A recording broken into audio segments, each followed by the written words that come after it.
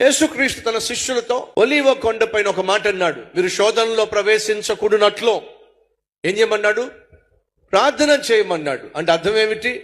ప్రార్థన చేసినట్లయితే మనం పాపం చెయ్యం, పాపము చేసినట్లయితే మనం ప్రార్థన చేయలేము. యేసు తన శిష్యులకు చెప్పింది అదే, మీరు ప్రార్థన చేసినట్లయితే సైతాను యొక్క శోధనకు లొంగరు, మీరు ప్రార్థన చేయకపోయినట్లయితే లొంగిపోతారు. ఆ రాత్రి శిష్యులు ప్రార్థన చేయకుండా పడుకున్నారు కాబట్టి సైతానుకు లొంగిపోయారు. యేసు ఎవరో మాకు తెలియదు అన్నట్టు అక్కడి నుంచి పారిపోయారు. సంగమా, మన ప్రార్థనా జీవితాన్ని జాగ్రత్త పరుచుకుందాం, దేవునితో ఉన్న సత్సంబంధాన్ని కాపాడుకుందాం.